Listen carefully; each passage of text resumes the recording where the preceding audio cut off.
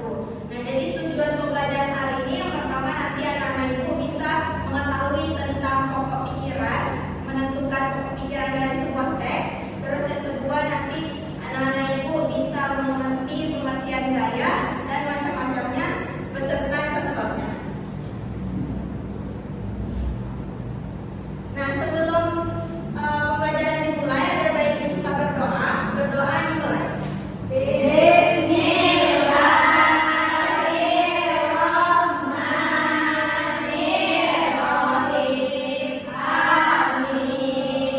Nah, sebelum itu kita nyanyi satu nusa satu bangsa terlebih dahulu. Tahu kan lagunya? Tahu. Yuk kita nyanyi sama-sama. 1, 2, 3. Satu nusa, satu bangsa, satu bahasa kita. Tanah air pasti jaya untuk selama-lamanya. Indonesia pusaka, Indonesia tercinta, nusa bangsa dan bahasa kita bela bersama. Nah, jadi tadi itu adalah lagu satu nusa satu bangsa. Nah, selanjutnya ini ada teks suku bangsa di Indonesia. Kita baca terlebih dahulu ya teksnya. Teksnya ini terdiri atas 2 paragraf. Nah, ini paragraf pertama kita baca terlebih dahulu.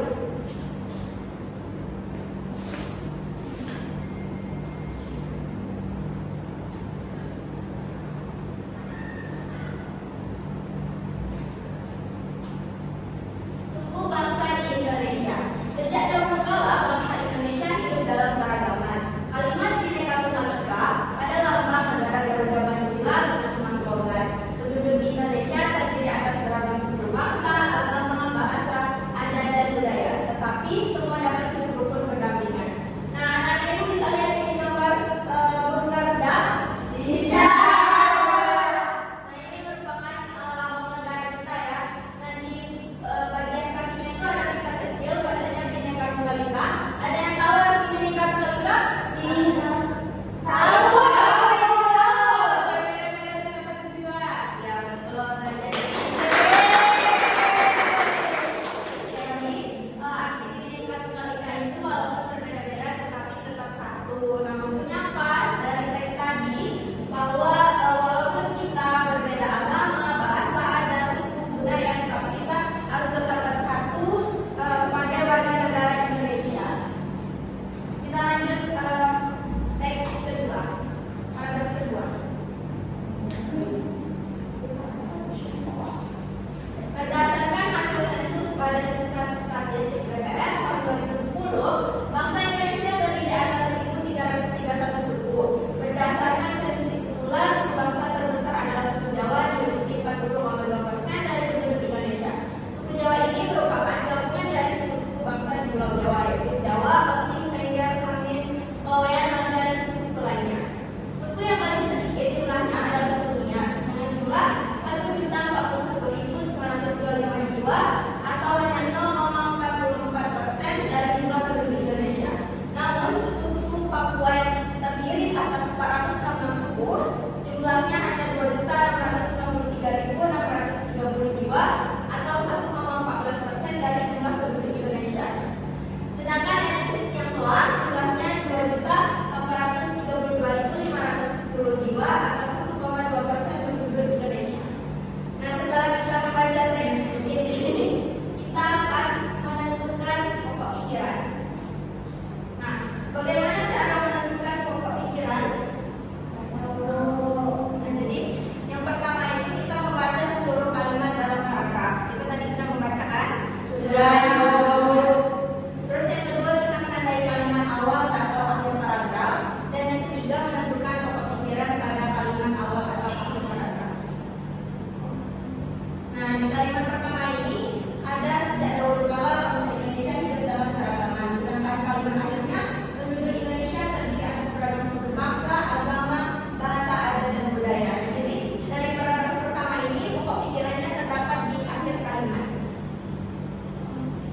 Selanjutnya di paragraf kedua, pokok pikirannya itu di kalimat pertama itu berdasarkan hasil sensus Badan Pusat Statistik tahun 2010. Sedangkan kalimat terakhirnya, sedangkan etnis Tionghoa jumlahnya 2.832.510 jiwa atau 1,2% penduduk di Indonesia. Nah, jadi pokok pikiran atau inti dari sebuah teks yang suku bangsa di Indonesia paragraf kedua itu terdapat di kalimat awal. Karena setelah kalimat awal itu baru dijelaskan sekian persen dan suku Jawa itu terdiri dari apa saja. Nah, jadi seperti itu ya. Menentukan pokok pikiran di dalam paragraf. Nah, sebelum lanjut materi, ada as breaking. Nah, caranya itu seperti ini. Jika dibilang tepuk satu kali, kalau tepuk dua kali, tapi kanan kiri, terus tepuk tiga kali, kanan kiri atas, terus tepuk empat, 2 kali kanan, 2 kali kiri, terus kalau tepuk 5 kali, bisa ya? Bisa sama, tepuk satu, tepuk dua, tepuk tiga, tepuk empat, tepuk 5, 2 kali tepuk 5. Ya, selanjutnya ada yang tahu ini gambar apa? Udah ada. Ya, betul, itu gambar delman.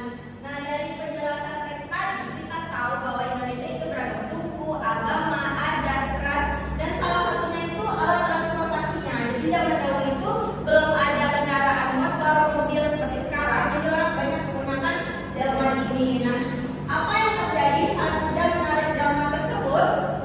Ada yang tahu?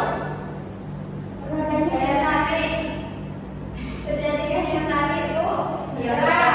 Jadi ketika saat kuda menarik delman, maka delmannya pasti akan bergerak dan berjalan kan. Nah, itu menggunakan gaya. Kenapa disebut dengan gaya?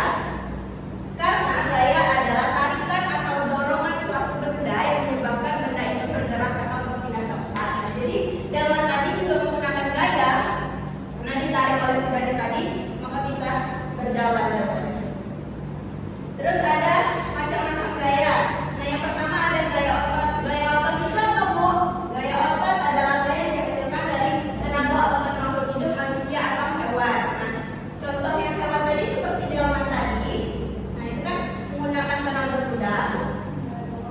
Terus ada gaya otot dari manusia. Seperti misalnya kita mendorong benda, mendorong kursi atau mendorong meja. Nah, itu juga contoh dari gaya otot. Nah, di media ini ada gambar orang bermain tarik tambang, ya kan? Nah, itu kan saling tarik menarik. Nah, itu juga contoh dari gaya otot.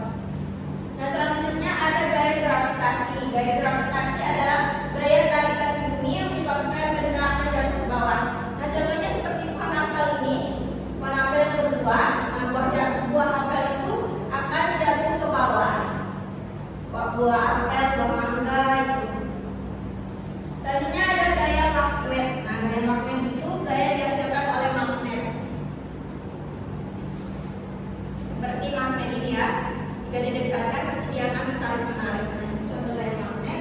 Terus ada gaya listrik. Gaya listrik itu adalah gaya yang dihasilkan dari muatan-muatan listrik. Nah, contohnya seperti lampu jalan di rumah, benda-benda yang mengandung listrik itu contoh dari gaya listrik. Dan yang terakhir ada gaya gesek. Nah, gaya gesek itu seperti mobil, motor yang berjalan di aspal. Nah, itu kan dua permukaan yang saling bersentuhan atau bergesekan. Nah, itu disebut juga dengan gaya